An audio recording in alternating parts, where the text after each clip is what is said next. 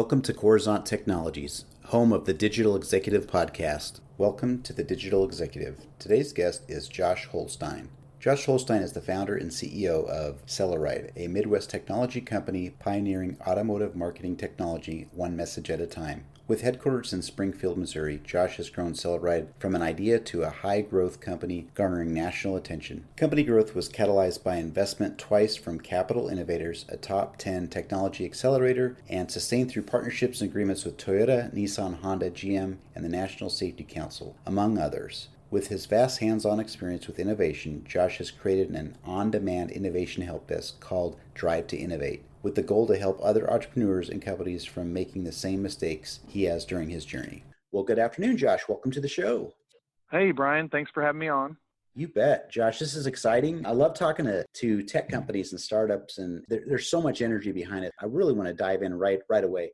My audience is excited about entrepreneurs in the tech space. So you certainly made a name for yourself as an entrepreneur over the last decade. You're the CEO of CellARide and founder of Drive To Innovate. Could you share with us the secret of your success, Josh?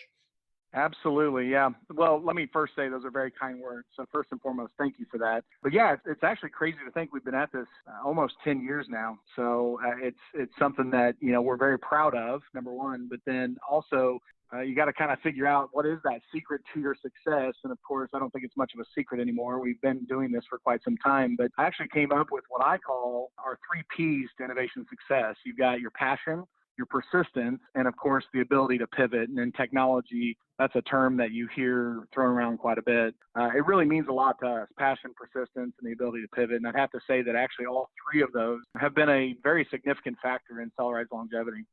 That's awesome. It's interesting, your article that you just wrote, which is amazing, and it's trending very well right now on the website, but maybe you could expand on that a little bit. Yeah. So, really, again, it's the 3 Ps, and it's something I kind of came up with based on exactly what has gotten us this far. The passion side of it, passion is about CellARide as a whole, passion for the automotive marketing tech business.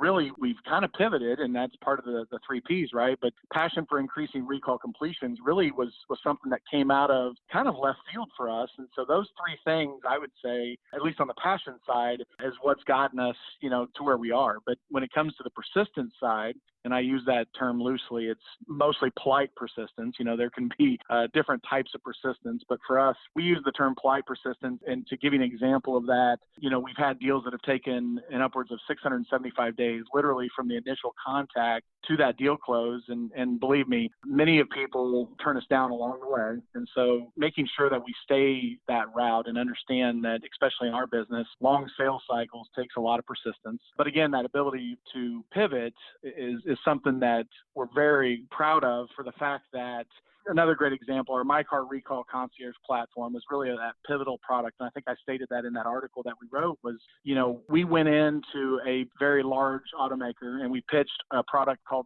it's a Snap Send Shop product is what we call it. And that automaker said, you know what, this is great technology that you've created, but we got these issues with Takata airbags. Are you able to help us? So, of course, we went back to the drawing board, and that's what created that My Car Recall platform. So without doing that, or without having that ability to pivot, we wouldn't be here. So it's been really great. And again, having those pillars that we look towards, the passion, the persistence, and the ability to pivot, is what has made us successful today. Awesome. Thanks for sharing that. And by the way, I think out of my 65 podcasts I'm up to so far, we've probably used the word pivot 10,000 times. Very common in our business. Yeah. Well, 2020 has been the year of pivoting. Let's jump right in here. Let's talk about your product, your platform, CellARide. Are you leveraging any new or emerging technologies that you might be able to speak to?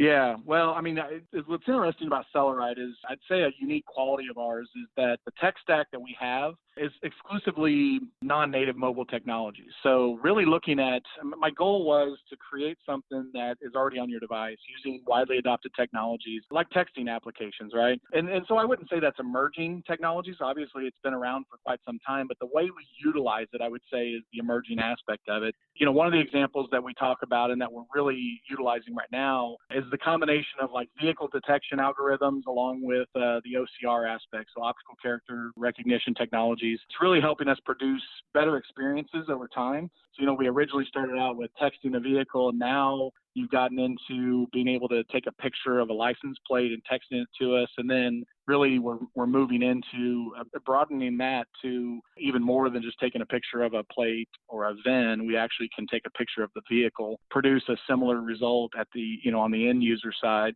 So going from, literally texting a code all the way up to now, being able to take a picture of a vehicle and sending it to us via text message, or even other messaging platforms that are very popular these days. That's awesome. I appreciate you sharing that. Josh, your product is just another innovative example to avoid busy car lots with big crowds, especially during this global pandemic. Did this pandemic force you to change your strategy at all, or did this increase the demand for your product? Well, we're living in very interesting times. Very interesting, because we've been kind of preaching this bring your own device solution for many years. Before the pandemic, before we even, obviously nobody really expected what's happened here in 2020. But to be honest with you, I wouldn't want to say it's a silver lining, because really I don't think you can say there's much of a silver lining to what we're dealing with. But with us saying, hey, BYOD, which is that bring your own device, not only to the dealerships, but also in the experiential event space that we have been working in, you can now look at it and say, okay, they're now more than ever feel that the BYOD offering is a necessity. The terms contactless and touchless experience really is kind of a part of our life now. And that's exactly what our technology does. Consumers and governments now are really demanding that experience.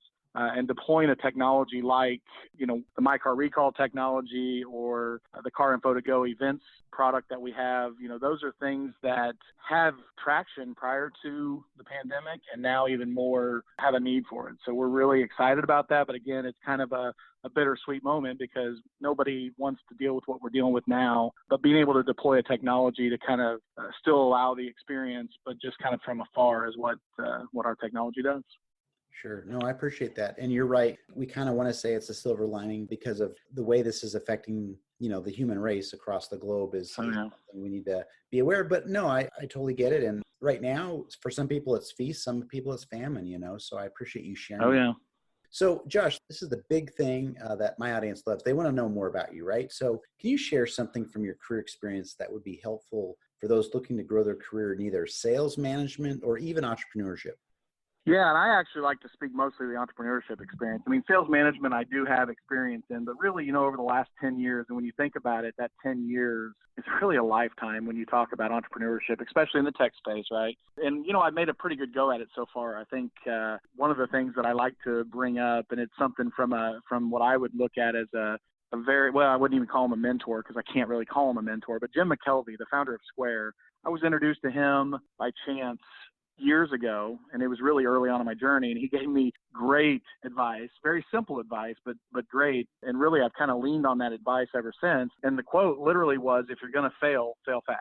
And to be honest with you, he said, if you have a technology set to disrupt an industry, don't sit on it and literally worry about someone taking your idea, but follow your gut and be first to market. And let me tell you, that advice, at the time that he gave me that advice, that's exactly what I was doing. I was sitting on it. I was worried that somebody was going to take my idea. I thought I was going to be this stealth ninja and kind of come around out of nowhere and not tell anybody what I'm doing, but kind of come out of nowhere. And you really can't do that. You can't do it on the coast, and you absolutely can't do it here in the Midwest. And so once I realized that if you've got something that's going to disrupt an industry, or you've got a phenomenal technology that needs to get out there, start networking, start building your network and telling people what you're doing, bring people on board. There's a lot of people that will come in and give you a lot of advice and free advice for that matter. And, that's something that really helped us in the beginning, and really even to today, which, we're almost 10 years later, I still lean on that advice. If you're going to fail, fail fast. Thanks for sharing, Josh. It's most appreciated, and I know our audience would enjoy that insight or that little nugget of wisdom. So thank you. Josh, I just want to personally thank you. It was a pleasure having you on today, and I look forward to speaking with you real soon. Absolutely. Really appreciate the opportunity to share our story, Brian. Bye for now.